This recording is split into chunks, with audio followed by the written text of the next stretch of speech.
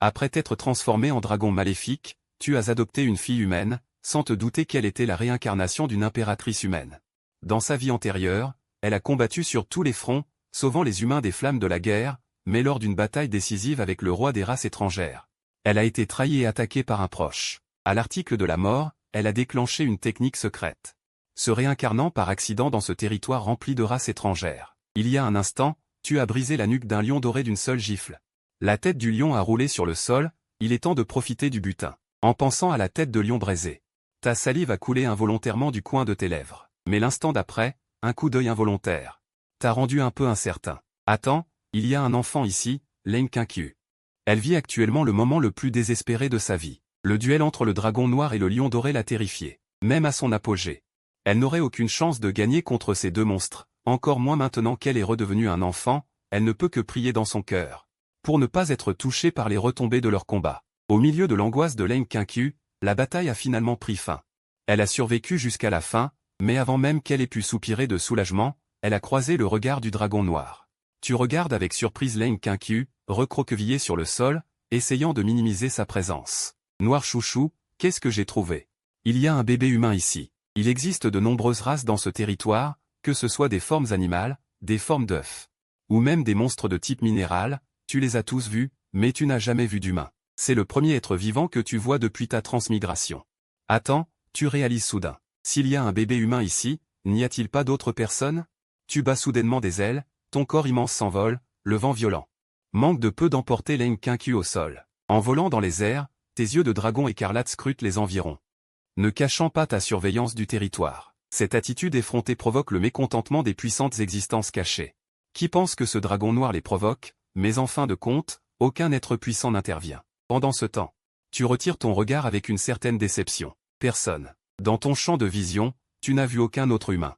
À part l'enfant au sol. D'où vient ce bébé humain? Est-il venu de l'extérieur du territoire? Quoi qu'il en soit, peu importe d'où vient ce bébé humain, comparé à toi, ce petit bout de chou est un peu pitoyable. Au début, tu t'étais aussi réincarné en dragonceau, mais il faut savoir que le corps d'un dragonceau est beaucoup plus fort que celui d'un bébé humain. Et sa croissance est beaucoup plus rapide, ce qui t'a permis de survivre dans ce territoire dangereux. Mais ce bébé humain est différent. S'il n'y a pas d'accident, dans ce territoire, il ne survivrait probablement même pas une journée. Mais il a aussi de la chance, car il t'a rencontré. Tu ne veux pas que ce pauvre petit endure à nouveau les mêmes difficultés, en pensant cela. Tu contrôles tes ailes et atterris lentement. Ton corps immense atterrit sur le sol. Au moment où tes 4 membres touchent le sol, ta masse énorme fait trembler légèrement le sol, et tes griffes s'enfoncent légèrement dans le sol. Après avoir atterri, tu décides d'observer de près ce petit bébé humain.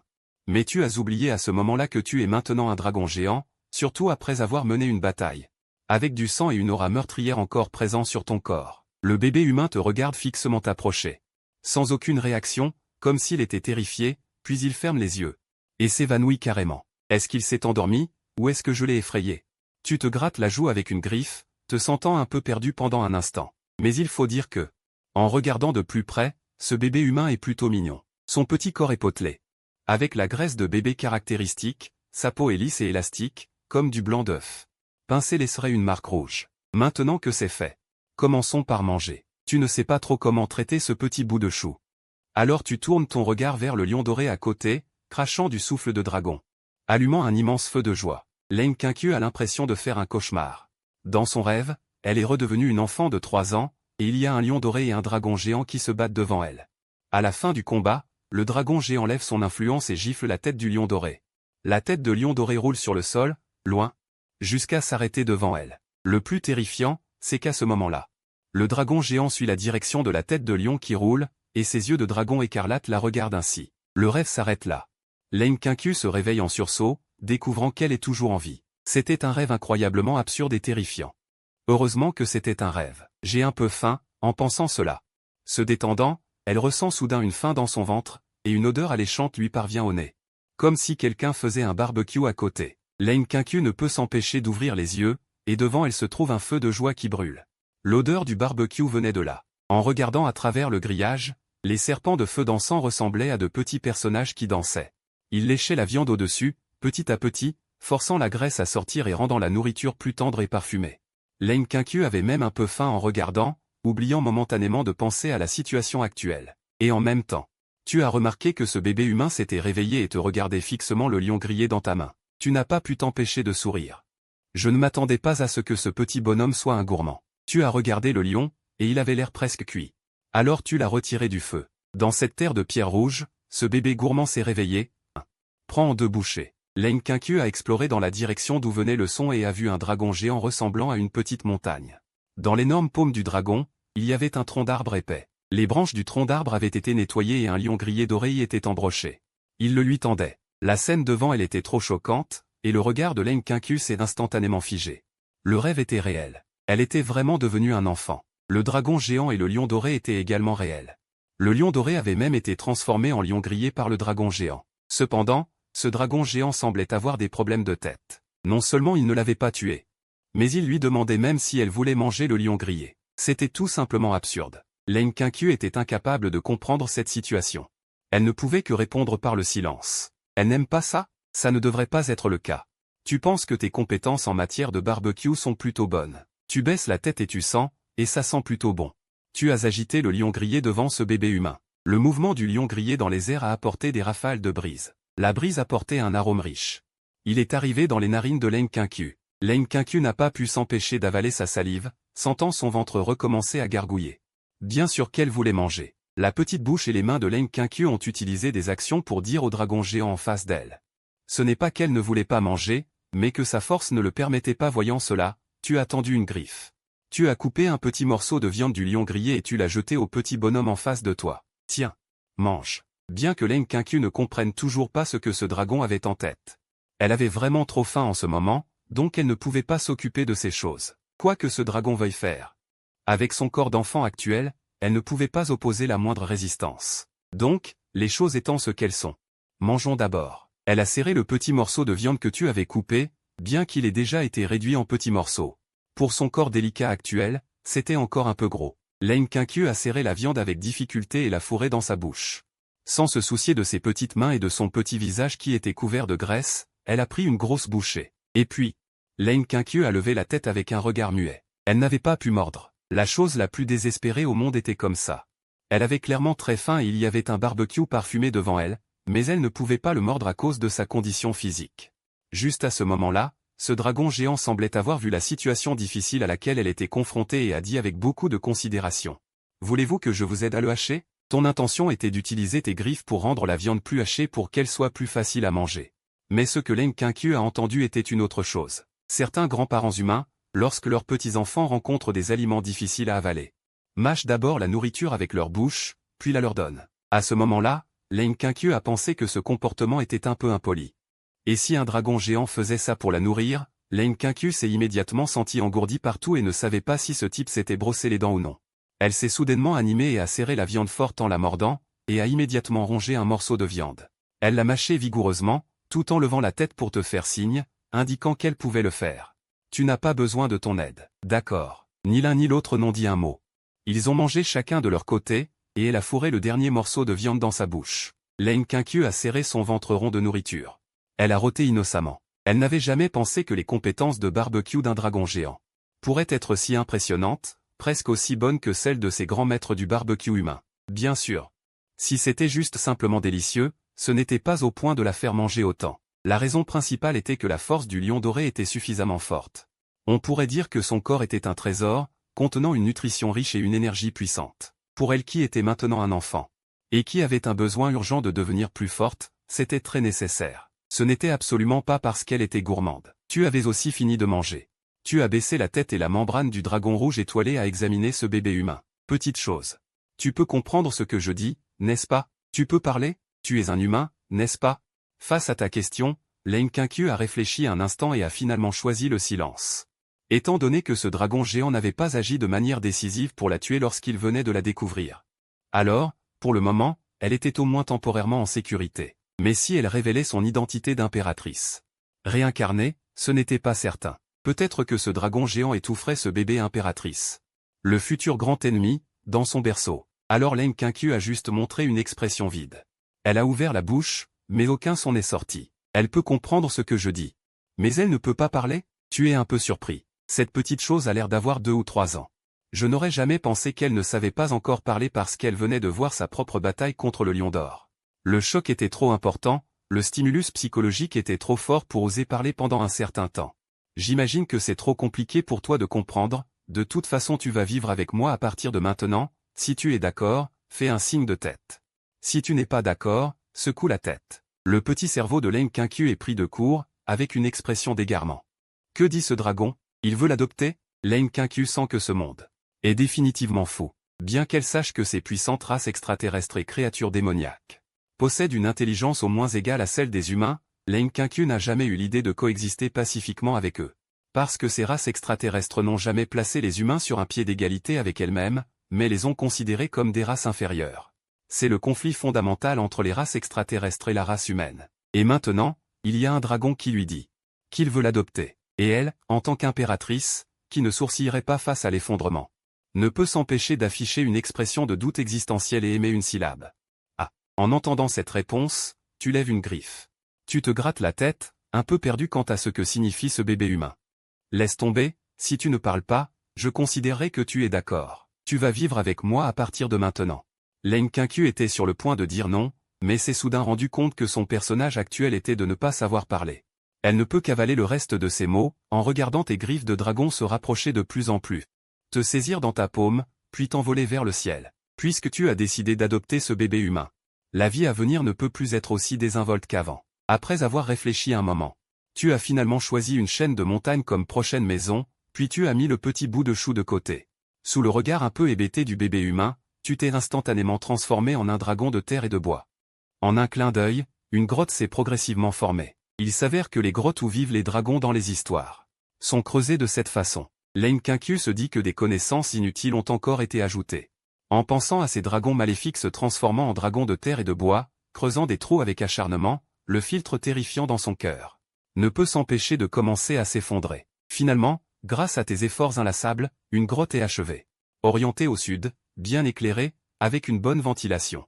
C'est tout simplement parfait. Tu regrettes soudainement de ne pas avoir étudié le génie civil dans ta vie antérieure.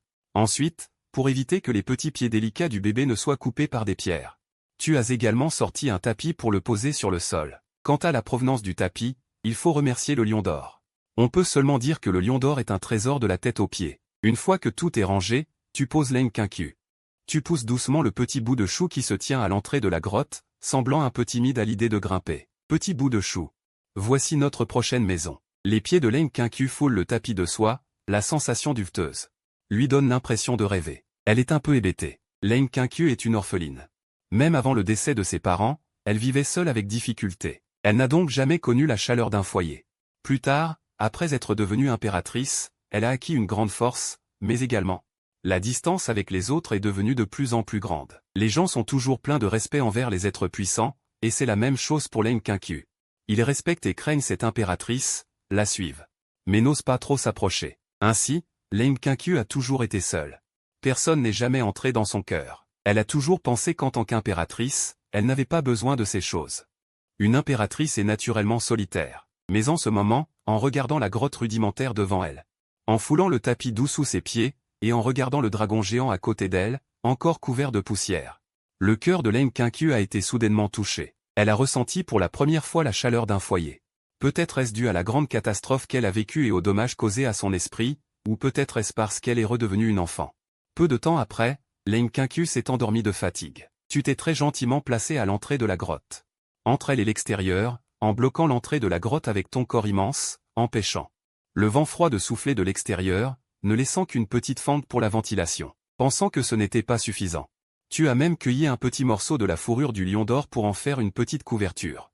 Juste assez pour couvrir le petit bout de chou. Leng Qianqiu était au début assez ému, bien qu'il ait une taille si imposante. Que le dragon n'ait pas besoin de couverture, il a quand même pu remarquer des détails aussi insignifiants. Mais la température de la nuit n'est pas élevée, avec le dragon bloquant le vent, Leng Qianqiu couverte d'une couverture. Non seulement elle n'a pas froid du tout, mais elle a même un peu chaud et veut soulever la couverture pour se rafraîchir. Cependant, chaque fois qu'elle soulevait légèrement la couverture et sortait ses petites mains et ses petits pieds pour se rafraîchir, tu le remarquais. Tu lui remettais systématiquement sa couverture, encore et encore.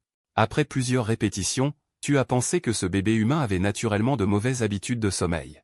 Afin d'éviter qu'elle ne prenne froid, tu as même tendu une griffe pour maintenir la couverture. Cette fois, Leng Qianqiu était complètement incapable, coincée par la couverture. Elle leva la tête et regarda le fond de la grotte.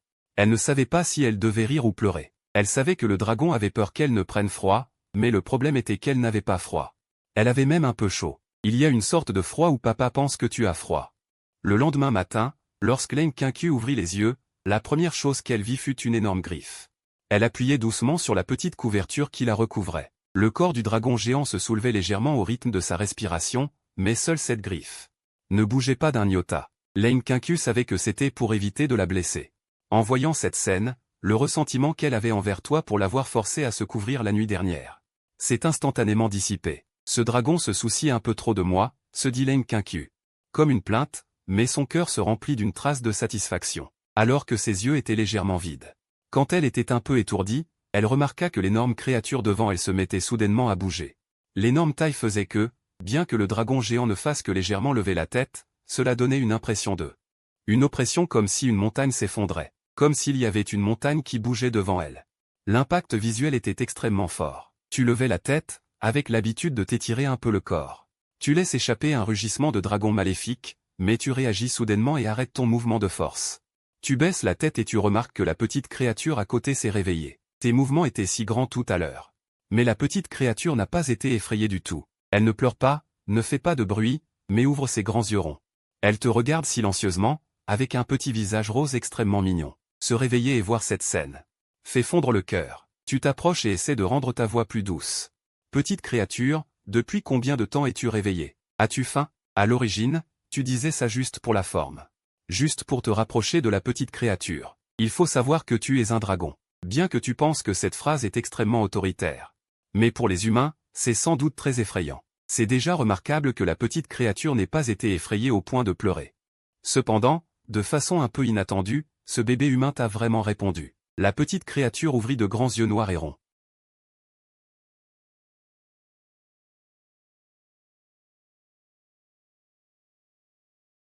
La petite fille n'a pas de très bonnes dents. Tu ne veux pas que ses dents blanches et fines jaunissent et noircissent à l'avenir. C'est pourquoi tu as spécialement préparé une brosse à dents. Une grande et une petite, les poils dorés sur le dessus, tremblaient légèrement sous la lumière du soleil, réfractant la lumière, comme une couche de sable doré coulant. Ici, il faut remercier une fois de plus le lion d'or. Tu emmènes la petite créature devant une source d'eau. Tu lui donnes la petite brosse à dents et tu prends la grande. Tu essaies de lui apprendre à faire comme toi. Fais comme moi. D'abord, rince-toi la bouche avec de l'eau claire.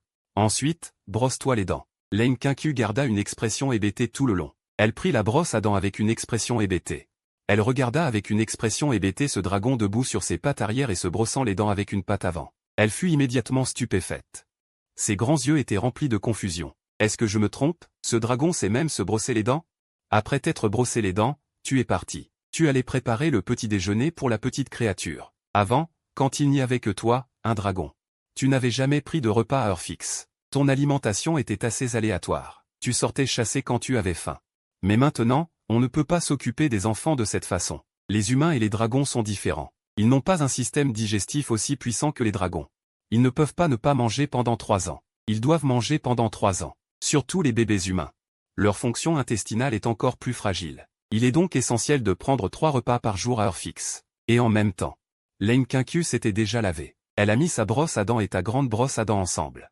Cela donnait une sorte de sensation chaleureuse particulière. Leng Qianqiu est retournée dans la grotte. Jusqu'à présent, elle était encore un peu hébétée. Elle avait l'impression que son cerveau ne fonctionnait pas correctement. Se pourrait-il que ce dragon ait déjà vu d'autres personnes et appris à se brosser les dents auprès d'eux? Si c'est le cas, cela signifie qu'il y a d'autres personnes ici. Les yeux de Leng Qianqiu s'illuminèrent. Hier, quand tu l'as emmenée du ciel, elle avait remarqué que le paysage en contrebas était extrêmement étrange. L'environnement était rempli d'innombrables races étrangères et créatures démoniaques. Il n'y avait aucune trace de vie humaine. Elle pensait qu'elle était arrivée dans un monde. Un monde où il n'y avait que des races étrangères. Mais maintenant, il semble que ce n'est peut-être pas le cas.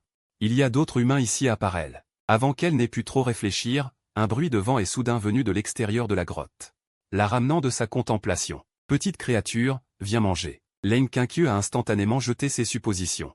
Elle se dit, même s'il y a d'autres humains ici, qu'est-ce que ça peut faire? Elle n'est qu'une enfant maintenant. Peut-elle aller les chercher? Il vaut donc mieux serrer d'abord la grosse cuisse de ce dragon géant. En repensant à cette tête de lion grillé d'hier soir, L'Enkinku sent sa bouche s'humidifier et sa salive coule sans cesse. Le ciel et la terre sont grands, mais manger est la priorité. L'Enkinku s'est précipitée dehors sans hésiter. Dès qu'elle est sortie de la grotte, elle a vu l'énorme silhouette du dragon apparaître devant elle. L'Enkinku, avec ses yeux perçants, a vu derrière le dragon. L'ombre de la nourriture est apparue, ressemblant à un bœuf entier rôti. Le bœuf était rôti à la perfection. La surface présentait une couleur dorée parfaite, et tu avais fait quelques entailles décoratives avec tes griffes. L'Enkinku pouvait voir à travers les entailles décoratives les muscles internes. Et les parfaites marbrures dessinées par l'entrelacement de la graisse, l'arôme séduisant et l'essence de chair et de sang jaillissaient ensemble. Séduisant follement le ventre de l'Enkinku, qui avait faim toute la nuit. Avec une si bonne alimentation, elle est convaincue que sa force augmentera rapidement. La petite a immédiatement prévu de courir et étreindre le bœuf et de le ronger. Cependant, l'Enkinku a penché la tête, révélant un regard plein de doute. Elle pouvait voir le bœuf juste devant elle, mais comment se fait-il qu'elle ne puisse pas s'en approcher? Elle s'est efforcée de donner des coups de pied avec ses petites jambes, mais elle s'est rendue compte qu'elle pouvait s'envoler. Elle ne pouvait que regarder le bœuf s'éloigner de plus en plus d'elle. Ne t'inquiète pas, mais d'abord ça. Sinon, tu vas encore salir tes vêtements. Pour la remettre à sa place, Xuanji a sorti un petit carré doré et l'a attaché autour du cou de la petite. Hier, quand la petite a mangé, elle a mis ses vêtements en désordre. Afin d'éviter que cela ne se reproduise aujourd'hui, se souvenant que les enfants dans sa vie antérieure portaient un bavoir quand ils mangeaient, il a fait une chose pareille. Alors il a utilisé la peau d'un lion doré pour faire un bavoir. L'Enkinku t'a laissé faire comme ça. Attacher le bavoir et a même tiré sur le bout de tes griffes pour le rendre plus ajusté. Ce dragon la considère vraiment comme un enfant de 3 ans. Plaisanterie, elle est la digne impératrice. Comment pourrait-elle être comme ces enfants qui se salissent de la tête aux pieds en mangeant? L'Enkinku méprisait intérieurement. Après avoir attaché le bavoir, elle a voulu courir chercher le bœuf entier rôti, mais elle a découvert que tu l'avais de nouveau allumé. Elle n'a pas pu s'empêcher de lever les yeux vers l'énorme dragon devant elle, un peu irritée. Elle s'est brossé les dents. Elle a attaché le bavoir. Que veut donc ce dragon, petite? Ce n'est pas ce que tu devrais manger. Les enfants ne devraient pas manger de grillades tôt le matin. En disant cela, tu t'es écarté, révélant la nourriture cachée de l'autre côté et pointant avec une griffe en disant « C'est. Ta nourriture est ici ». L'Enkinku a jeté un coup d'œil et a découvert qu'il y avait là une table sculptée dans un arbre géant. Divers aliments y étaient placés. Considérant que la petite n'atteignait peut-être pas la table, tu as également fait une chaise avec prévenance. Mais pourquoi tout ce qu'il y a dessus est végétarien? Il y a beaucoup de nourriture sur la table. On peut voir que la personne qui l'a préparée y a mis beaucoup d'efforts. De nombreux aliments brillent même d'une lueur, émettant une auraïne. Mais l'un comme l'autre, ils sont tous végétariens. Pas de viande. Oh non, l'Enkinku a regardé une tasse dans le coin. Si ce verre de lait chaud est considéré comme de la viande, alors il y a à peine un plat de viande. Elle tourna la tête et regarda le dragon géant à côté d'elle qui ramassait le bœuf entier rôti et s'apprêtait à manger, son petit visage était impassible. Son apparence semblait demander, « Ce n'est pas bon de manger des grillades le matin, alors pourquoi je ne peux pas en manger ?»« Tu peux manger. » Tu as miraculeusement compris ce que l'Enkinku essayait de transmettre avec ses yeux. Répondant naturellement, « Parce que je suis un dragon. Les humains ont un estomac fragile. » Qu'est-ce que cela a à voir avec un dragon géant adulte? Son appétit est excellent. Il peut mâcher des pierres et les avaler et les digérer. D'accord, dépêche-toi de manger, sinon le lait va refroidir. L'Enkinku a regardé férocement les différents aliments sur la table, comme si elle regardait un ennemi, et a commencé à manger avec une expression de tristesse et d'indignation. Parce que ses mouvements étaient trop audacieux, sa bouche était un peu anémique, ce qui a fait que le liquide qui s'est accidentellement écoulé du lait en buvant laissa un cercle de taches de lait autour de sa bouche, coulant le long de son menton et finissant par tomber sur le bavoir. Regarde-toi, tu es encore si négligente. Tu penchais la tête sur le côté. Tout à l'heure, quand tu lui as attaché le bavoir, elle avait l'air si réticente. Maintenant, il semble que tu avais de la prévoyance, sinon elle aurait encore sali tous ses vêtements. Elle est toute barbouillée. Ne bouge pas, laisse-moi te nettoyer. Tu as soulevé le bavoir avec une griffe et a fait tourner autour du visage de la petite pour essuyer les taches sur son visage. L'Enkinku a seulement senti que tout devenait noir devant elle. Ses joues et ses traits étaient tirés avec force, et tout son visage était déformé, et elle avait du mal à respirer. Elle a immédiatement poussé un cri désespéré et a étendu ses mains avec force vers l'avant, les serrant dans le vide. Se débattant avec force, ses mains et ses pieds se sont crispés et ses 20 doigts étaient tous tendus. Ouvrant ses mains avec force. Après un long moment, l'Enkinku a finalement retrouvé la lumière.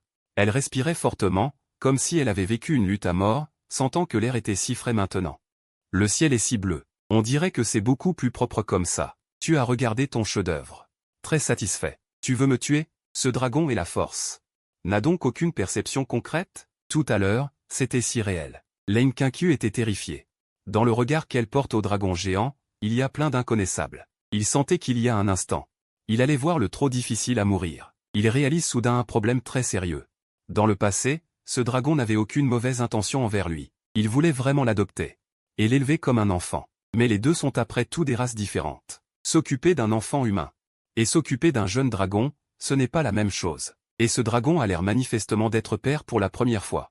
Tous les aspects sont remplis d'incohérences. Sans parler du fait qu'il n'élève qu'une seule personne. Au lieu d'un dragon. Peut-être qu'à un moment donné, par inadvertance, il s'expliquera ici. En pensant ainsi, le cœur de Leng Qiu s'est soudainement rempli d'un sentiment de crise.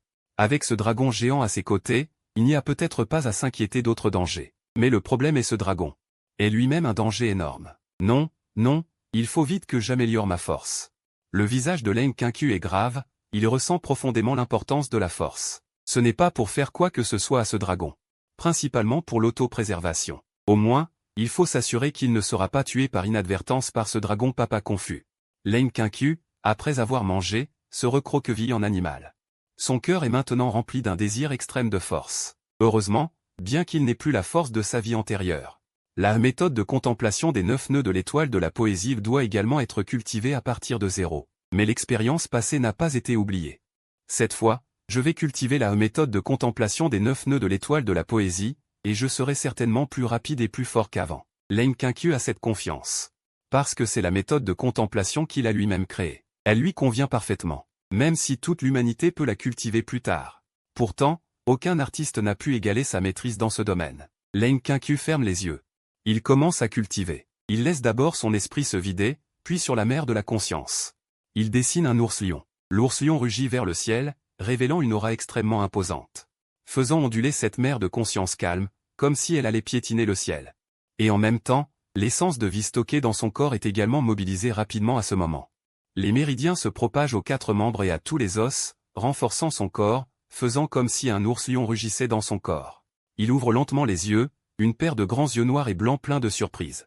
Mais aussi un peu de doute. Il est clair que c'est juste la première fois qu'il contemple, et il a déjà réussi à entrer dans la voie. Cette vitesse n'est-elle pas un peu trop rapide? Est-ce parce qu'il a mangé le lion d'or hier? Il semble que... Peut-être que ma vitesse de cultivation peut être beaucoup plus rapide que le plan initial. Cette découverte inattendue rend Leng Qiu très heureux. Comme s'il se voyait déjà cultiver avec succès, retrouver le trône d'impératrice, puis lever la main pour réprimer ce terrifiant dragon-démon. Bien sûr, ce n'est pas une personne ingrate. Il ne peut pas faire des choses comme rendre le mal pour le bien.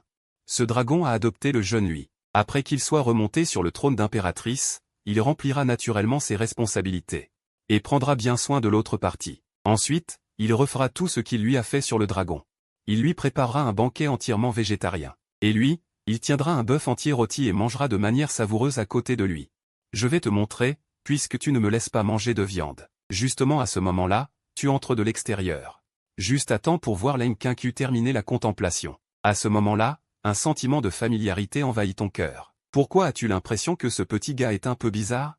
Tu observes avec un peu de méfiance ce bébé humain, et tu trouves que le sentiment que te donne l'autre partie est un peu différent. En entendant cela, Leng Qiu a un choc dans son cœur. Il vient de contempler un ours-lion dans son esprit.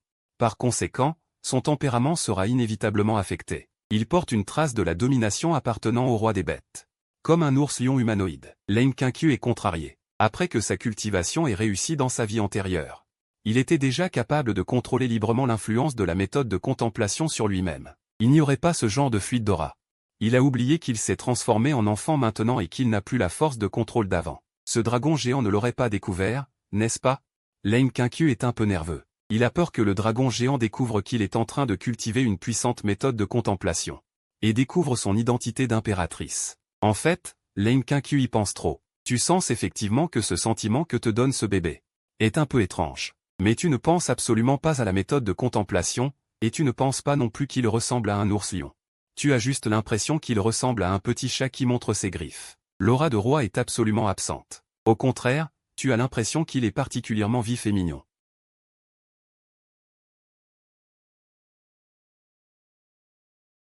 Tu as donc hoché la tête et répondu. La petite fille a pris la couverture à côté, faite avec la fourrure du lion d'or. Elle a essayé de couvrir tout son corps avec la couverture. De temps en temps, elle levait la tête et ouvrait sa petite bouche, essayant de faire un cri de Aou. Cependant, comme d'habitude, aucun son n'est sorti. Il faut dire qu'il ressemble vraiment à un petit lion.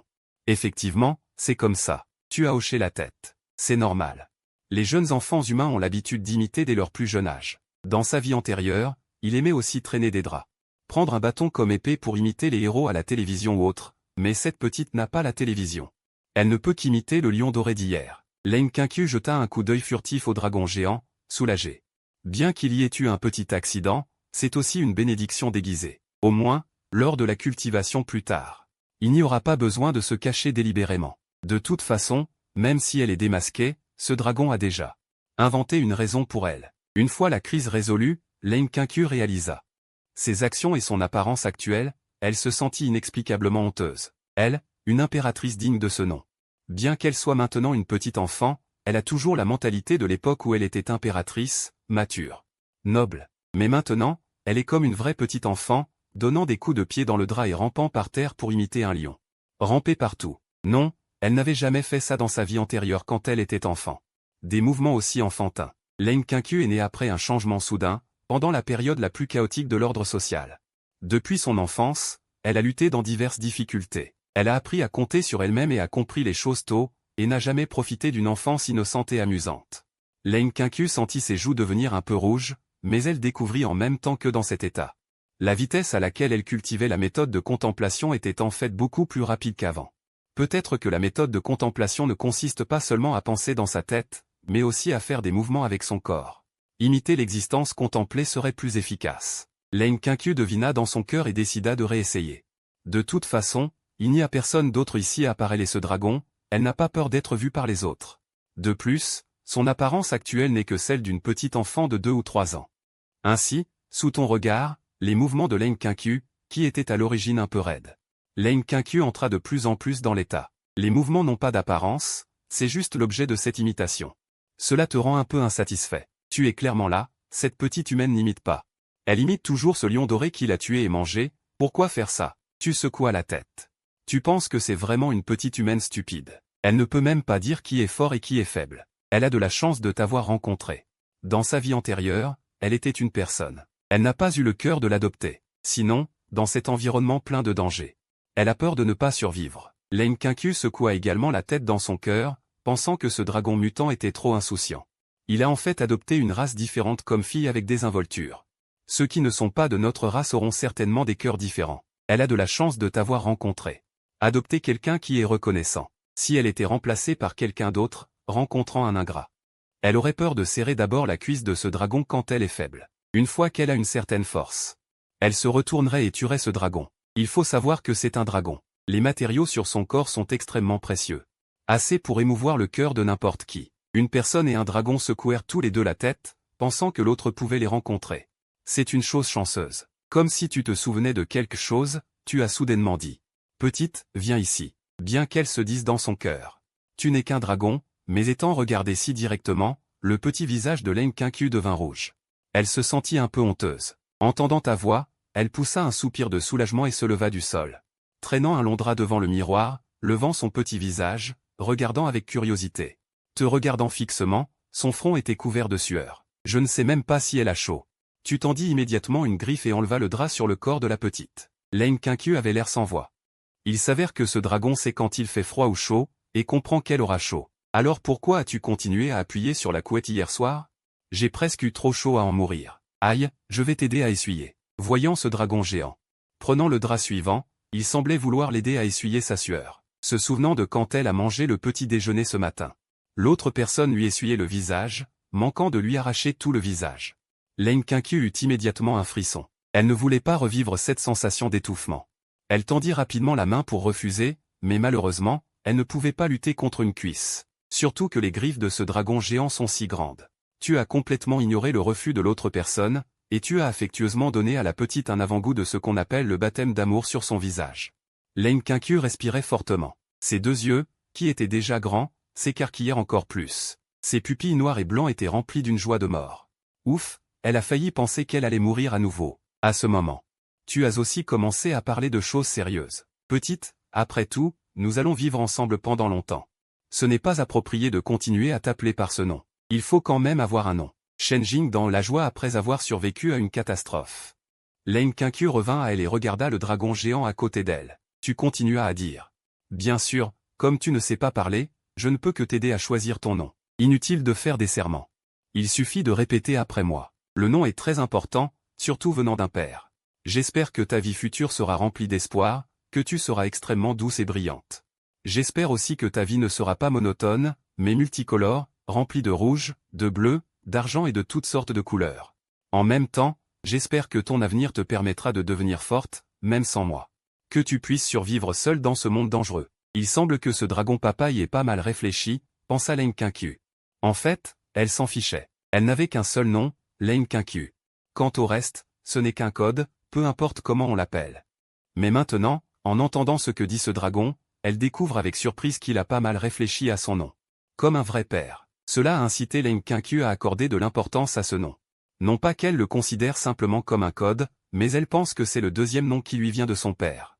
Lane Kinkyu ressent un peu d'attente et de curiosité. Elle se demande quel nom ce dragon va lui donner. En résumé, ton nom sera. Il s'arrêta un peu, baissa la tête. Juste à temps pour croiser les grands yeux noirs comme des perles de la petite, puis il sourit largement. Nudi Jia Denagaya. Non. Qu'est-ce que ce dragon vient de dire? Nudi quoi? Lane Kinkyu, qui était à l'origine très sérieuse, a entendu ce nom et son cerveau s'est immédiatement arrêté. Elle a même oublié de réfléchir pendant un moment. Pourquoi un dragon ressemblerait-il à certains humains qui sont? Remarquant le regard perdu de la petite, tu penses que c'est peut-être parce qu'elle est encore petite. Ce nom est trop long et un peu compliqué, elle ne peut pas le retenir en une seule fois. Tu lui rappelles gentiment une fois de plus, Nudi Jia Denagaya. Comme tu l'as dit, ce nom contient l'espoir sincère d'un père et ses bénédictions pour l'avenir de son enfant. Contenant la lumière et la brillance, l'avenir de cet enfant sera certainement brillant et prometteur. Bien que Lane Kinkyu ne sache pas ce que signifient les mots Dijia Denagaya dans ce nom, même si elle ne le sait pas. Ce nom semble mauvais à tous points de vue. Bon, Lane Kinkyu rejette ce nom du fond du cœur. Comment ça? Si tu penses que c'est approprié, hoche la tête. Si tu penses que ce n'est pas approprié, dis-le. Je pense que le nom Onudijia Denagaya n'est pas approprié. Je vois bien que tu veux me rendre la vie difficile. Lane Kinkyu croisa aussitôt les bras comme un petit chat. Je vois bien que tu veux me rendre la vie difficile, Lane Kinkyu. Il pense que ce dragon le fait exprès. Pourquoi il suffit de hocher la tête si c'est approprié, mais il est si difficile de refuser si on n'aime pas ça? Pour son avenir, Lane Kinkyu pense qu'elle n'a peut-être pas besoin d'être si prudente. Votre nom n'est pas. Regarde comme la petite fille est pressée qu'elle commence à parler. Elle n'aime pas ça? Tu as l'air très surpris. Les enfants ne devraient-ils pas tous aimer Ultraman? Quand tu étais petit, tu voulais changer ton nom en Mudijia. Malheureusement, tes parents t'ont battu à mort, alors tu as renoncé à ce rêve. Tu demandes sans te décourager. Alors Muselio, ou Munekezi, Lane Kinkyu te regarde, bouche bée. Ta première réaction n'est pas de remarquer que j'ai commencé à parler, mais que je n'aime pas ce nom. Tu as découvert quelque chose d'anormal? Ce type est vraiment un idiot, pensa Lane Kinkyu en secouant la tête avec fermeté. Tu dis que tu n'aimes pas ce nom. Alors, qu'est-ce que tu aimes? Bien que tu regrettes que le nom que tu as préparé avec soin ait été rejeté, mais quand tu étais petit, tes parents t'ont impitoyablement refusé le droit de nommer. Tu ne veux pas devenir la personne que tu détestais autrefois, alors tu décides généreusement de laisser la petite fille te donner son propre avis. Bien sûr, si la petite fille ne peut pas le faire. Alors elle n'aura pas le choix. Lane Kinkyu n'y pense pas trop et hoche la tête à plusieurs reprises. De peur d'être trop lente et que ce dragon géant lui colle vraiment ce nom absurde sur la tête. Si cela se répandait, son illustre nom d'impératrice serait ruiné. Il y a vraiment quelqu'un. Tu regardes la petite fille avec un peu de surprise alors qu'elle se relève du sol. Elle court joyeusement dans la grotte, puis en ressort en courant, avec un vêtement à la main dont l'arrière traîne sur le sol. Puis elle relève un coin et étale soigneusement le vêtement sur le sol. Enfin, avec ses doigts potelés, elle pointe un coin discret du vêtement et lève les yeux vers toi en émettant un son de bébé. Ming, non. Tu suis la direction du doigt de la petite fille et tu remarques qu'il y a vraiment 3 mots dans un coin discret à l'intérieur du vêtement. Lane Kinkyu. Le fait que son propre nom ait été abandonné une fois de plus. Alors ce nom sera ton nom principal. Nous aurons besoin d'un surnom pour la vie de tous les jours. Je vois que ta peau est blanche et délicate. On t'appellera Xiaobe. J'ai déjà entendu dire que les noms portaient bonheur et facilitaient la vie, mais de toute façon, la petite est une petite fille mignonne et adorable. Tu n'as vraiment pas le cœur de lui donner un nom comme Gusheng ou Pianju. De toute façon, tant que tu seras là, tu feras absolument en sorte que la petite grandisse progressivement en bonne santé et heureuse. Quel danger? Demande-moi d'abord. Lane Kinkyu est un peu surprise. Elle pensait qu'elle allait encore recevoir un nom bizarre de ce dragon papa, mais cette fois, c'est étonnamment normal. Bien que le nom Xiaobe ressemble un peu à un nom pour un chat ou un chien, elle peut à peine l'accepter. Alors, le nom de la petite a été décidé comme ça. Une fois le nom décidé, tu es parti. Tu dois stocker de la nourriture, tu ne peux pas te réveiller tous les matins comme aujourd'hui et aller chercher de quoi manger. Ça réjouirait la petite. En lui donnant un nom, tu as aussi ressenti une lourde responsabilité dans ton cœur. C'est la charge qui s'appelle un père. Avant de partir, tu as laissé une barrière, à l'intérieur et à l'extérieur de la pièce, surveillant constamment l'état de l'Enkinkyu, et évitant que la petite ne rencontre des dangers en ton absence. Dans le passé, tu as vu de nombreux parents sortir pour aller travailler, laissant les enfants seuls à la maison, frôlant des situations dangereuses. Naturellement, il est impossible de laisser un tel danger potentiel. Après avoir fait tout cela, tu as également demandé à la petite d'être sage et de rester à la maison à t'attendre. Puis tu as battu des ailes et tu t'es envolé. L'Enkinkyu regardait froidement le dragon géant dans le ciel qui se transformait progressivement en un petit point noir. Soudain, elle a ressenti un sentiment de chez soi, sentant que le dragon et elle étaient comme un vrai père et sa fille. Le dragon était le père qui sortait travailler pour nourrir ses enfants. Et elle était l'enfant qui regardait le dos de son père partir de la maison. Elle ne savait pas où elle était maintenant. Mais elle savait que le territoire était plein de dangers, comme ce lion doré, qui était comparable au dragon. Voire plus fort. Il n'était pas exclu de rencontrer un danger. Jusqu'à ce qu'elle te voie disparaître au loin, l'Enkinkyu a retiré son regard et a murmuré. Elle s'est dit qu'elle allait continuer à s'entraîner. Elle doit devenir plus forte.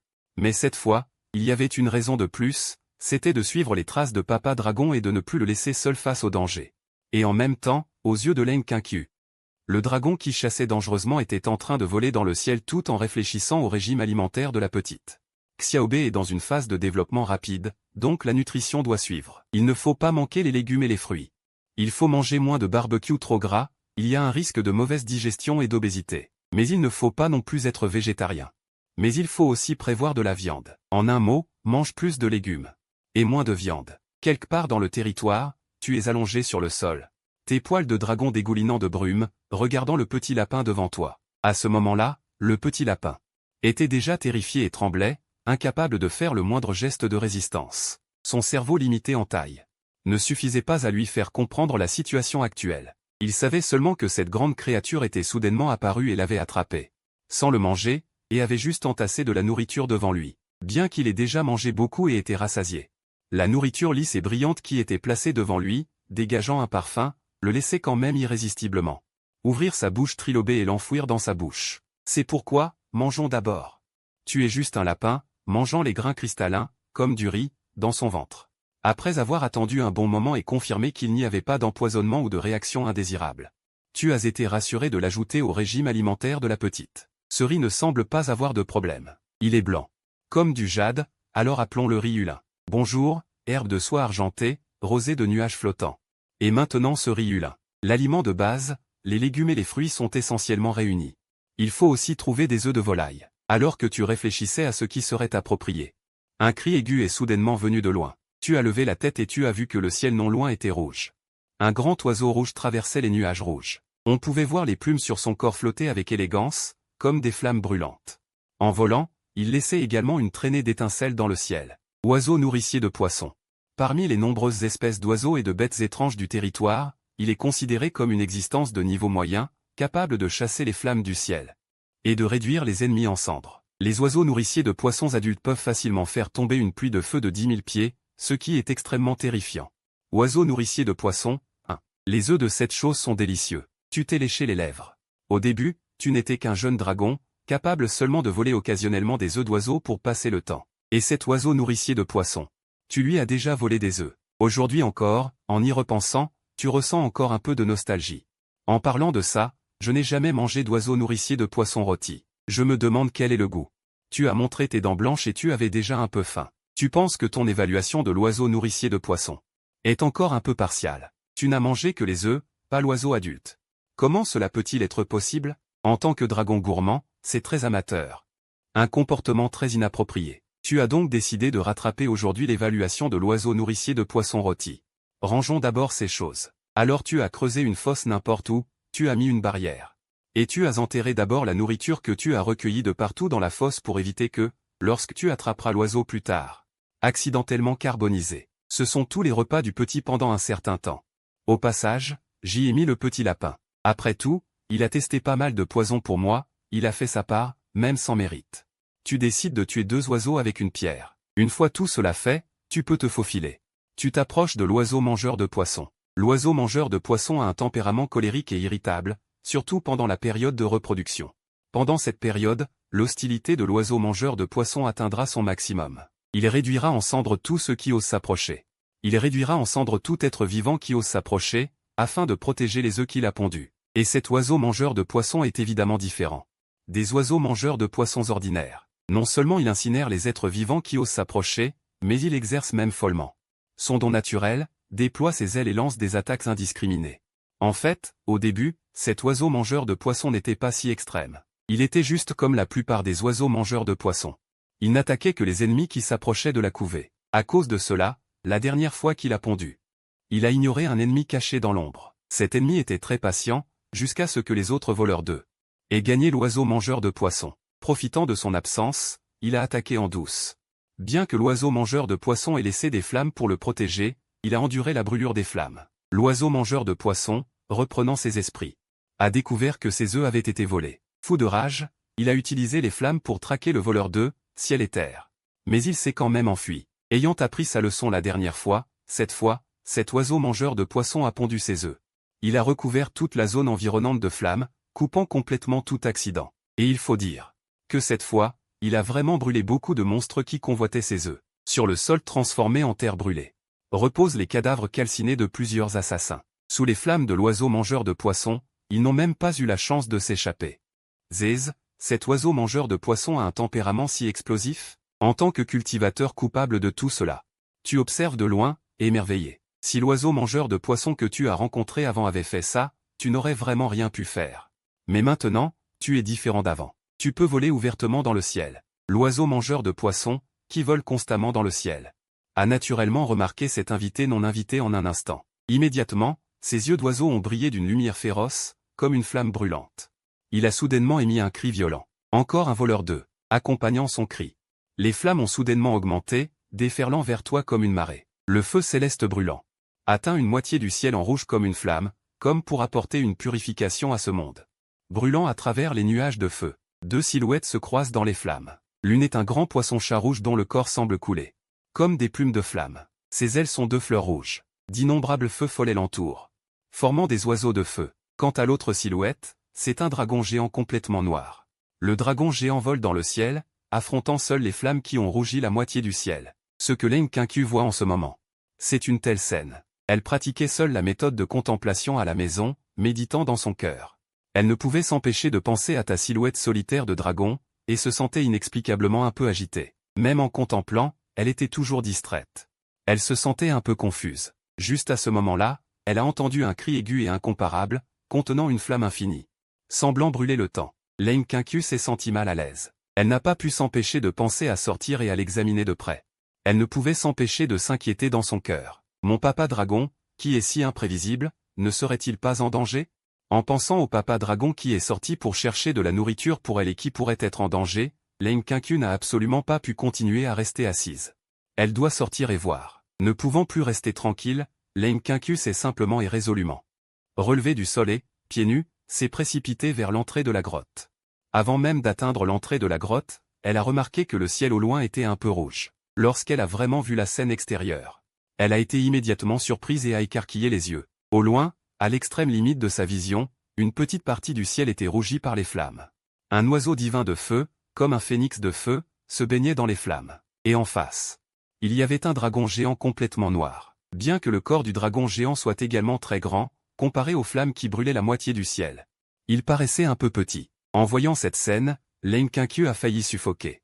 Se baignant dans les flammes, cet aigle géant, c'est l'oiseau aux plumes rouges. Leng Qingqiu était extrêmement anxieuse dans son cœur. Elle avait déjà vu l'oiseau aux plumes rouges. Ou plutôt, elle l'avait vu dans des archives. Au milieu d'une période, divers monstres exotiques puissants sont apparus. L'un d'eux était l'oiseau aux plumes rouges. Contrôlant les flammes, il était une arme de destruction massive qui infligeait des frappes dévastatrices aux humains depuis le ciel. Dès que cet oiseau aux plumes rouges est apparu, il a détruit une base de survivants humains, causant d'énormes pertes. Plus tard, il est apparu à plusieurs reprises, causant d'énormes crises aux humains. Les humains ont payé un prix énorme pour le détruire. Et cet oiseau aux plumes rouges, il semblait qu'il était encore plus grand que l'oiseau aux plumes rouges qui avait tué la plupart des experts humains dans les archives. Sa force était encore plus hors de question. C'était certainement une autre arme meurtrière de niveau souverain, voire dépassant le niveau souverain. Peut-il battre cet oiseau à plumes rouges? Leng Qingqiu se sentit soudainement bouleversée, bien qu'elle ait confiance en votre force. De plus, le lion doré que vous avez tué devant lui au début ne semblait pas faible non plus, mais après tout, la réputation de l'oiseau à plumes rouges est trop grande. Le spectacle comparatif du feu céleste et du dragon à l'extérieur était également trop choquant, ce qui a empêché Leng Qingqiu de juger complètement. Il a essayé de se rapprocher pour voir. Mais la barrière de vos subordonnés a empêché sa progression, il ne pouvait qu'ouvrir grand les yeux et essayer de voir clairement la bataille entre les deux camps. Malheureusement, peu de temps après, il ne pouvait même plus voir cela. Vos silhouettes et celles de l'oiseau à plumes rouges ont toutes été englouties par les nuages de feu en mouvement. Seules quelques silhouettes couleur de sang apparaissaient de temps en temps. Leng Qingqiu ne pouvait qu'abandonner impuissante et pensa ensuite dans son cœur. Que se passe-t-il exactement? Comment a-t-il pu se battre avec cet oiseau à plumes rouges? Serait-ce à cause de moi? Après mûre réflexion, Leng Qingqiu ne pouvait penser qu'à cette fin. Leng Qingqiu pinça les lèvres. La tête baissée, la moitié de son visage était enveloppée d'ombre, ses yeux vacillant violemment. Une émotion inexplicable monta dans son cœur. Clairement, j'étais déjà habitué à pouvoir supporter un repas de plus sans problème. Quel dragon stupide, n'est-ce pas? Il releva à nouveau la tête et regarda les nuages rouges au loin. Les flammes brûlantes obscurcissaient sa vue. Mais cela n'a pas pu empêcher ses actions. Il serra nerveusement ses mains devant lui. L'impératrice n'avait jamais prié pour l'aide des dieux et des bouddhas vagues et éthérés. À son avis, c'était tout simplement ridicule. Si les dieux et les bouddhas existaient vraiment, comment auraient-ils pu laisser cela se produire, permettant aux meurtriers de sévir? Et si les dieux et les bouddhas existaient, et connaissaient clairement tout cela, mais restaient les bras croisés, fermant les yeux sur tout, alors il n'est pas nécessaire de vénérer de tels dieux et bouddhas. Par conséquent, il faut compter sur soi-même pour tout. Mais maintenant, l'impératrice, qui n'a jamais prié les dieux ni vénéré les bouddhas. Pour ce dragon noir, elle ne pouvait s'empêcher de prier. Tu dois absolument revenir sain et sauf. De l'autre côté, dans les nuages, dans l'imagination de Leng Qingqiu, la personne qui se battait désespérément avec l'oiseau à plumes rouges se baignait dans de l'eau chaude. Oh non, c'est un four à feu chaud. En termes de température de trempage dans le four,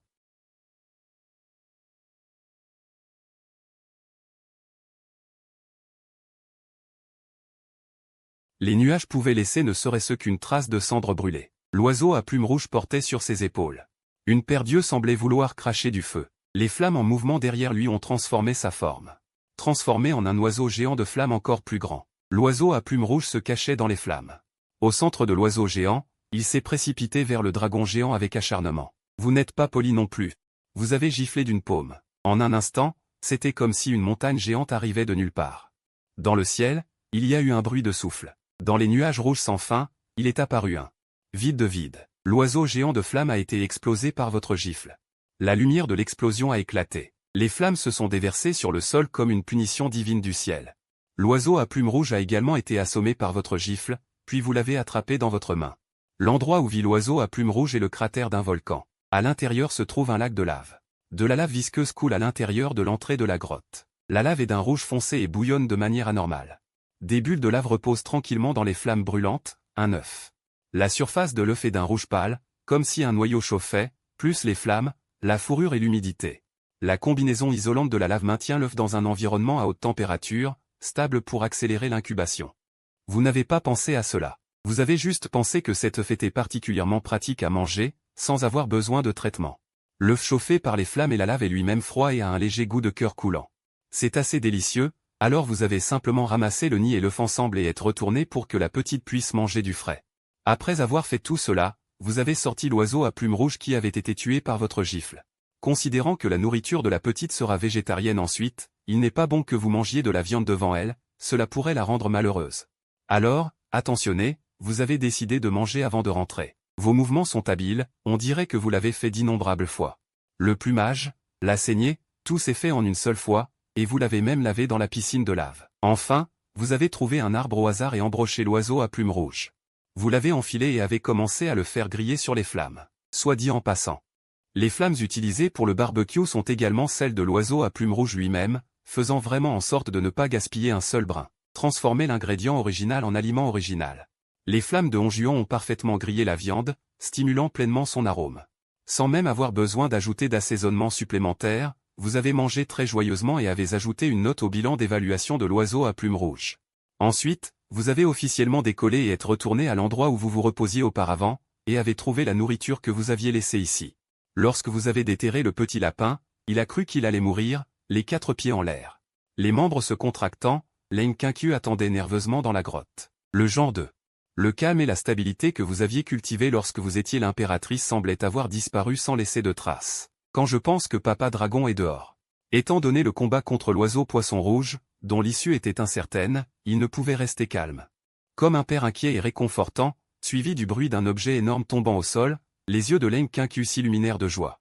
Elle courut impatiemment vers l'entrée de la grotte, et une silhouette noire comme une petite montagne apparut à ses yeux. Leng Qianqiu cria anxieusement, « Papa, tu es revenu. » Il leva l'interdiction à l'entrée de la grotte et n'eut pas le temps de saluer le petit bout de chou qu'il vit la petite silhouette se précipiter hors de la grotte. Il sourit, voulant dire quelque chose, mais entendit l'appel provenant de la bouche du petit bout de chou. Instantanément, le corps du dragon trembla, et un regard de surprise mêlé de joie apparut dans les yeux du dragon. Le petit bout de chou a en fait parlé, et il m'a appelé papa. Un sentiment de satisfaction extrêmement riche jaillit de ton cœur, le remplit, en tant que tuteur. Pouvoir voir son propre enfant courir vers soi en titubant et entendre un papa sortir de la bouche de l'enfant. Le sentiment de satisfaction apporté à ce moment-là est totalement indescriptible, il dépasse toutes les réalisations. En regardant le petit bout de chou si anxieux, les coins de sa bouche se sont levés de façon incontrôlable, révélant en fait un soupçon de sourire paternel. Le petit bout de chou est encore jeune et séparé de son papa. Il a peur d'attendre à la maison que son papa revienne. Xuanjing tendit les mains pour attraper Leng Qianqiu. L'énorme paume tenait le petit bout de chou, qui n'était même pas aussi grand que ton ongle, comme s'il tenait un trésor rare. Il porta Leng Qianqiu devant ses yeux, « Ton papa te manquait, papa, grand oiseau ?»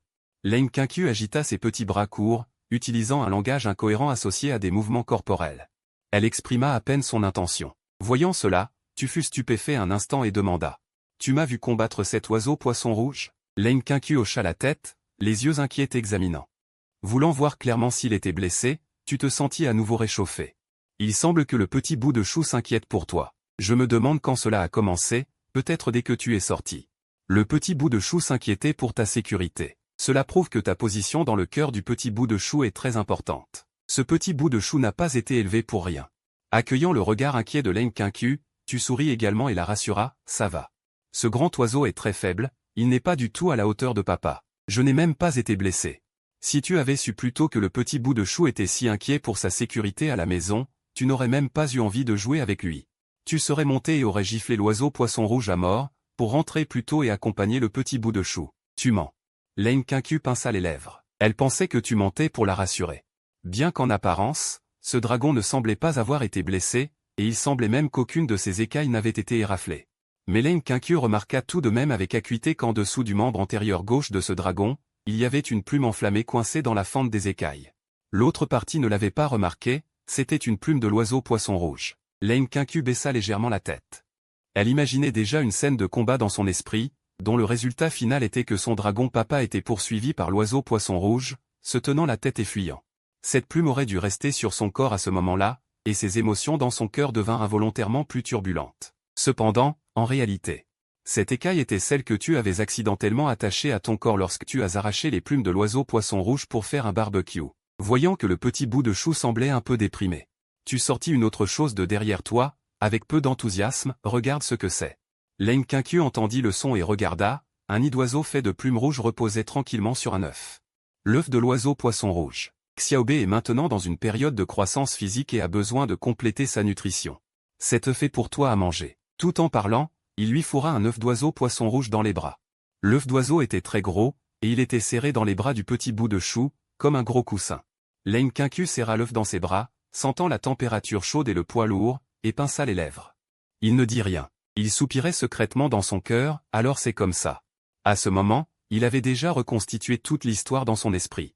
Afin d'avoir une nutrition suffisante pendant sa période de développement, ce stupide dragon papa a jeté son dévolu sur les œufs d'oiseau poisson rouge, mais a malheureusement été découvert par le maître des lieux lors du vol des œufs. L'oiseau poisson rouge en colère a immédiatement lancé une attaque contre le dragon papa. Et afin de lui permettre de manger l'œuf, ce stupide dragon papa, même s'il avait été découvert et attaqué par l'oiseau poisson rouge, n'a pas renoncé à son intention, et a courageusement résisté à l'attaque de l'autre partie tout le long de sa fuite.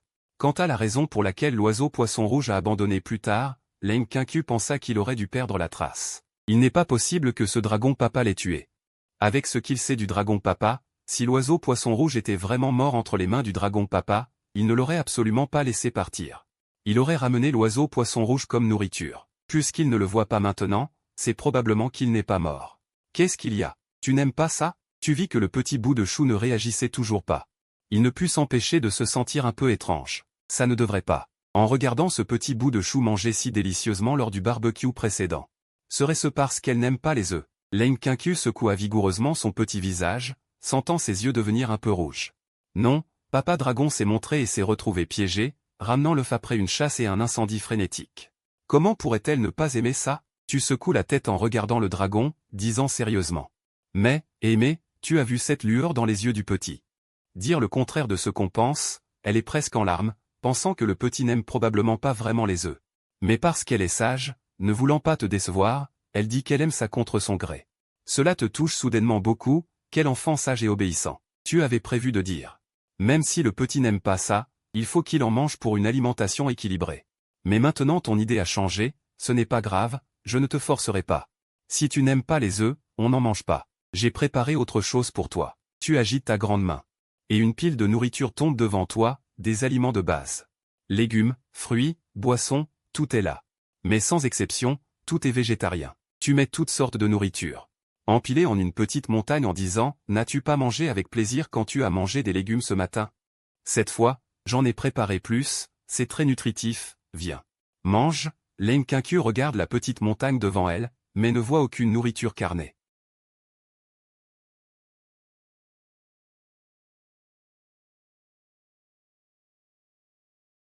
Où est le petit? Tu es stupéfait, réalisant que celui qui était juste devant toi. Lane Kincu a maintenant disparu. En regardant de nouveau. Le petit ne sait pas quand, mais a déjà couru devant un énorme rocher, tenant un œuf d'oiseau fuligule à deux mains. Le heurtant violemment contre la pierre. Tu secoues la tête, impuissant. Je suis vraiment un enfant, juste impatient, d'accord. Avec tes petits bras et tes petites jambes, tu ne peux pas casser cet œuf, je vais t'aider. Tu t'approches en disant cela, prends l'œuf d'oiseau des mains du petit et l'aide à le préparer. Crachant une flamme de dragon de ta bouche, rôtissant l'œuf d'oiseau fuligule, en référence à ce qui était utilisé pour le barbecue. Le sel d'oiseau fuligule a été modifié en fonction des caractéristiques de la flamme du dragon. Il a un goût spécial lorsqu'il est rôti. Lane Kincu fixa cet œuf d'oiseau fuligule avec de grands yeux tout le temps. De peur que tu ne l'avales en une bouchée. Une fois la préparation terminée, Lane Kincu ne pouvait pas attendre. Prends une bouchée. Les amis qui ont mangé des œufs le savent, mais après avoir été chauffés. Toute la chaleur est enfermée à l'intérieur, il est facile de se brûler. Lane Kincu est comme ça maintenant. Prenant une bouchée, il a été brûlé par la chaleur à l'intérieur de l'œuf, comme s'il avait été mordu par l'œuf. Alors il ne peut couvrir sa petite bouche et respirer rapidement, faisant un bruit de vent. Essayant de refroidir l'œuf dans sa bouche. Mange lentement, personne ne te le prend. Je vais t'aider à souffler dessus. Tu regardes le petit qui est clairement brûlé, mais qui ne veut pas cracher la nourriture qui est dans sa bouche. Tu trouves ça extrêmement mignon et tu souris. Approchant la tête du dragon du petit, ouvrant grand la bouche, tu souffles un souffle. Une rafale de vent emporte des traces de brume blanche et emporte également le stockage. Beaucoup de chaleur à l'intérieur de l'œuf. D'accord, mangeons. Tu acquiesces légèrement, baissant silencieusement la tête et mangeant l'œuf en petites bouchées. Certains couples humains cèdent également à refroidir les aliments chauds lorsqu'ils mangent. À ce moment-là, Lane Kincu ne pouvait pas comprendre ce comportement. Pensant que tout le monde est si grand, ne peuvent-ils pas souffler eux-mêmes? Mais maintenant, il en profite avec tranquillité d'esprit. S'il te plaît, il n'a que 3 ans maintenant, quand il mange. A-t-il besoin que quelqu'un l'aide à refroidir sa nourriture? Y a-t-il un problème? Les jours suivants.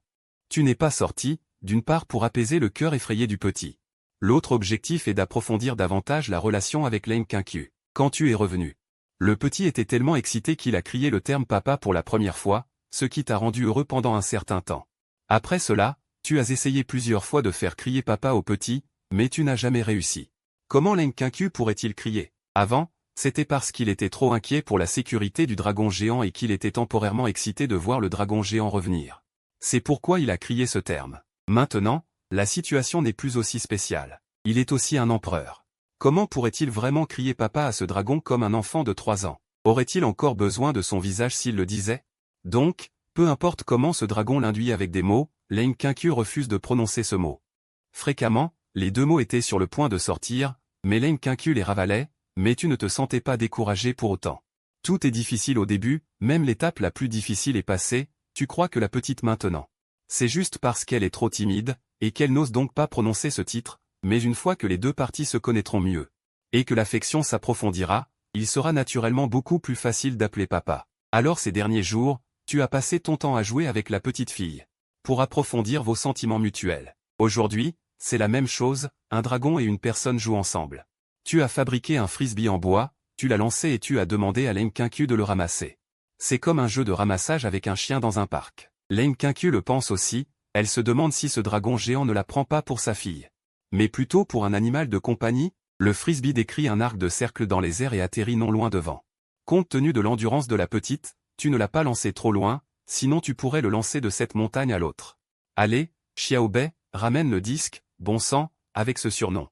Ça ressemble de plus en plus à un combat de chiens. Lenkinky n'a pas du tout envie de faire attention à ce dragon, mais son corps se dirige inconsciemment pour ramasser le disque. D'accord, c'est à ton tour, Xiaobei, de le lancer et de me laisser le ramasser, dis-tu d'un ton agacé. Le plus important quand on joue avec un enfant, c'est de ne pas penser qu'à son propre plaisir, il faut que l'enfant ait un sentiment de participation et d'expérience suffisant. Et de temps en temps, il faut laisser l'enfant occuper une position dominante. Tout cela, tu l'as lu dans des livres dans ta vie passée, tu ne l'as jamais mis en pratique, les rôles sont inversés. Le visage de Lenkinky est également devenu sérieux, tout à l'heure, ce dragon l'a promené comme un petit trésor, un petit chien. Maintenant, c'est à son tour de prendre le pouvoir. En voyant cette scène, tu as soudainement ri, ah, Xiaobei est devenu sérieux aussi. Lenkinky ne dit rien, s'immobilise sur place, les yeux fixés sur ta direction, une main tenant le frisbee. Puis, elle le lance avec force, le frisbee décrit un arc de cercle dans les airs, accompagné d'un bruit clair au contact du sol, et atterrit non loin devant toi. Un dragon et une personne tombent immédiatement dans le silence, l'atmosphère sur le terrain est soudainement très gênante. Lenkinky a un visage indifférent, et ne peut s'empêcher de baisser la tête pour regarder ses petites mains courtes avec un peu de graisse de bébé, ses 5 doigts s'ouvrant et se fermant. Son corps n'est pas encore développé. Ses bras sont courts et ses jambes sont courtes, il est vraiment difficile de lui demander de lancer loin. Voyant que la petite semble un peu lésée, et qu'elle est sur le point de pleurer, tu émets précipitamment un son pour attirer son attention, et interrompre la lance de ses sorts à temps. D'accord, on dirait que Xiaobei est un peu fatigué, le temps de jeu d'aujourd'hui s'arrête ici. Reposons-nous. En disant cela, tu prends la tête de t'allonger pour te reposer, tout en surveillant discrètement les mouvements de la petite, pour l'empêcher de vraiment pleurer. Lenkinky, la digne impératrice, ne peut bien sûr pas pleurer pour une raison aussi ridicule. Elle était juste un peu émue tout à l'heure. Parce qu'elle est trop faible maintenant, et qu'elle ne peut même pas se venger de la petite manie de ce dragon. Mais en voyant l'autre s'allonger sur le sol, en la regardant en secret, avec une apparence un peu maladroite et mignonne. Cela l'a quand même fait rire. En voyant cela, tu t'es aussi détendu, interrompre la lance de ses sorts est utile. Bien que tu n'aies même pas eu de petit ami, tu sens que ton expérience en matière d'éducation des enfants s'enrichit de plus en plus. Lenkinky a également fermé les yeux et a commencé à visualiser silencieusement dans son esprit. Ces derniers jours, elle a fait de nouvelles découvertes. Il n'est pas nécessaire de visualiser tout le temps, quand elle était jeune, elle aimait s'allonger pour se reposer, et elle n'avait pas peur d'écraser une carte. On peut presque prévoir quel genre de scène désespérée ce sera à l'avenir. La silhouette du lion mâle dans l'esprit de Lenkinky est de plus en plus claire, même les crinières sur son cou sont distinctes, et tremblent légèrement dans l'air. On dirait qu'il va bouger à tout moment. Mais je ne sais pas si c'est une illusion, Lenkinky a toujours l'impression que ce lion mâle qu'elle a visualisé cette fois est un peu différent, bien qu'il ait la même apparence. Mais il semble avoir moins de cette aura de mépris pour tout ce qui existe, surtout pendant la visualisation. L'apparence du lion mâle rugissant vers le ciel avait à l'origine l'arrogance de déchirer le ciel et d'être le seul à être honoré. Mais maintenant, dans ce regard arrogant, il semble y avoir une trace d'autres émotions, comme s'il y avait quelque chose dans le ciel qui rendait le lion mâle vigilant et tendu. Même cette image complète de visualisation, maintenant, il semble qu'il manque une partie, et qu'elle est devenue imparfaite. En même temps, dans le monde réel, Lenkinky a également levé la tête avec le lion mâle, et a regardé le ciel couvert de nuages sombres. Il y a une sensation d'oppression comme si une tempête allait arriver, comme s'il y avait un monstre terrifiant caché à l'intérieur, sur le point de descendre du ciel. Cette scène familière a soudainement fait comprendre quelque chose à Lenkinky. C'est vrai. C'est l'image que j'ai vue le jour où j'ai ouvert les yeux. Parce que cette visualisation tire son origine du lion doré de ce jour-là, elle sera donc affectée dans une certaine mesure. Ce lion doré a été tué par le dragon géant qui est venu du ciel, affecté. Ce qui est caché dans les nuages, c'est un dragon. S'il faut dire quelle scène a le plus marqué Lenkinky dans cette vie, on estime que c'est la scène qu'elle a vue lorsqu'elle s'est réincarnée en petite fille et qu'elle a ouvert les yeux. Ce lion mâle dont tout le corps brillait d'une lumière dorée, comme s'il était fait d'or, et ce dragon qui est descendu du ciel. Avec une posture d'invincibilité absolue, il a vaincu le lion d'or, puis l'a même rôti et mangé. Cette scène a laissé un choc immense dans son cœur, à tel point que plus tard, lorsqu'il pratiquait la méthode de contemplation, l'ours-lion qu'il construisait dans son esprit se rapprochait involontairement du lion d'or. Mais ce que Leng Qianqiu n'avait pas remarqué, c'est que même si au début de la contemplation, il n'avait pas inclus ce dragon, cela avait quand même créé inconsciemment un impact. Le lion d'or pendant la contemplation, au lieu de se ressourcer, était plutôt en alerte face à une existence dans le ciel, et cette existence, c'était précisément ce dragon. Une fois ce point éclairci, le ciel du monde, cette étendue sombre et menaçante. Cette ombre qui apportait une forte sensation d'oppression, s'est soudainement dissipée, comme si elle avait été déchirée par quelque chose. L'ombre s'est soudainement fendue au milieu, et de cette faille qui semblait déchirer le monde est sortie une paume de dragon noir comme la nuit, et dès son apparition, Leng Qianqiu a eu l'impression que sa conscience et son âme étaient tenues dans sa main. Sa conscience a eu un choc. L'ours-lion pendant la contemplation a involontairement baissé le corps, les 4 membres au sol. Poussant un rugissement de défi vers le ciel, le diagramme de contemplation tremblant violemment, manquant de s'effondrer. Leng Qianqiu comprenait que c'était dû au fait qu'avec ses capacités actuelles, il n'était pas encore capable de le contempler dans son esprit. Et c'est pourquoi cela se produisait. Il a rapidement interrompu, cessant d'essayer de construire le corps entier du dragon géant. Ce qui a permis de stabiliser à peine la contemplation, et à ce moment, la méthode de contemplation avait déjà subi un changement radical. Au sol se trouvait toujours ce lion d'or, mais son attitude et son aura avaient changé. Regardant le ciel avec vigilance, quant au ciel, il y avait une paume de dragon noir qui sortait d'une fissure. Comme si elle allait saisir le lion d'or à main nue, l'appeler maintenant. Méthode de contemplation, 9 calamités brisant les étoiles, n'était plus très appropriée. Il faudrait l'appeler méthode de contemplation du dragon géant. Ou méthode de contemplation du dragon démoniaque maîtrisant le monde. Il avait toujours l'impression que ce n'était pas très approprié. Leng Qianqiu sentait vaguement que son diagramme de contemplation pouvait devenir encore plus complet, encore plus puissant. Mais en discuter maintenant